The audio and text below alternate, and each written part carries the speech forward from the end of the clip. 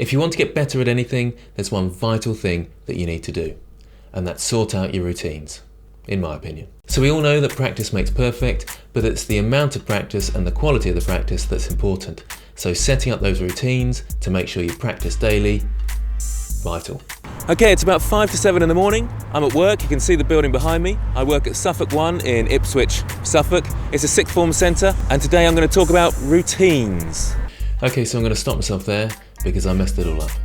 I had this great plan for showing bits of my day with routines in, but my camera ran out of battery and for some reason I didn't press the audio button, so I lost all my audio as well. Bit rubbish, bit amateur, but I am still learning. Which is an important point about the just do it mentality, and that's failure. When you fail, just pick yourself up, keep going. That's my motto, because I fail a lot. But you do learn from your mistakes, so that is vital. There's some sort of Yoda quote, isn't there, about failure being the greatest teacher. So anyway, what I was going to say was about daily routines. Start off with the bare minimum. So have a really low target.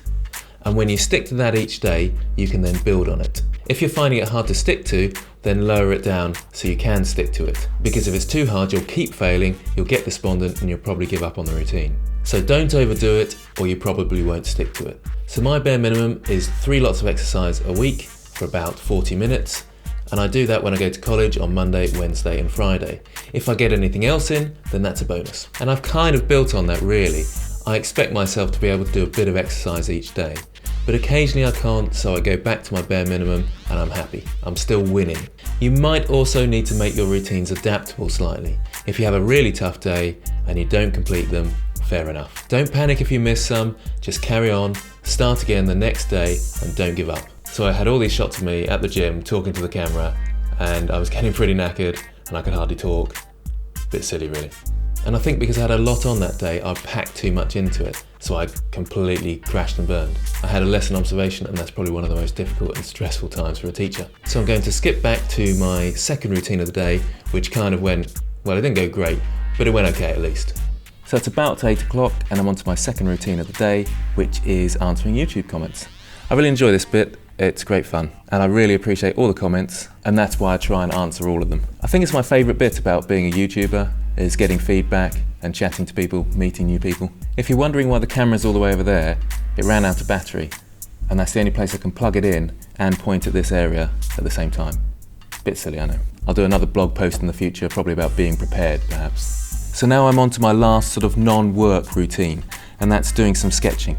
I'll talk about how I practice sketching in another blog. But for some reason I find this one of the hardest things to fit into my routines. And I think the reason is because I like working on my Wacom. It's got an undo button, I can use colours, and I want to improve in my digital art as much as my normal art. But there's a big barrier in the way in the fact that I have to get all the kit out in order to start work. So there's a couple of minutes of preparation, but if I had a sketch pad and pencil, it'd probably be much faster. So I'm kind of in this transition period where I'm thinking, am I going about this the right way? I probably need to do a bit of both, and then I can improve on both. But that is one of the routines that I need to work on, figure out what my bare minimum is, how I can fit it in better and faster. So I think always try and adapt your routines, take away barriers, and also don't overcomplicate your routine, otherwise it can become difficult to manage. Good morning. I was just finishing off my blog. Do you mind being in the background? And I've had to plug my GoPro into the wall because it's run out of battery as well, so I'm not doing very well with this one. I can't remember what I was going to do over here now. Okay, right, I'll do it. Yeah, completely distracted. I'm still recording as well. So this is all going to be it. I just cannot remember at all what I was going to do there. Okay, so it's the end of the day. I'm really quite shattered now. It was an observation day and I got observed teaching. So they're basically grading your teaching and it's very hard actually to meet the high standards set by the government and Ofsted in this country. So I don't know any teachers that don't get very stressed and therefore put loads of extra work into it. So it's been a tough one. It seemed to go okay though, so good stuff. And that kind of brings me to the last point about routines. So on a really stressful day like today, keeping those routines can be really tough. And that's why I have those sort of bare minimums.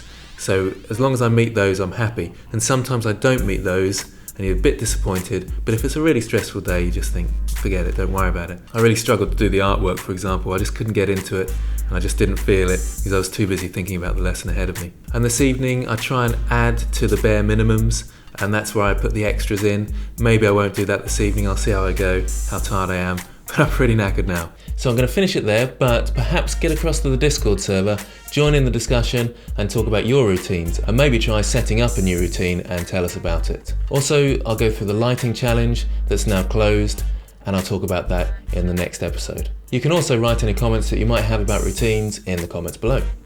Thanks for watching.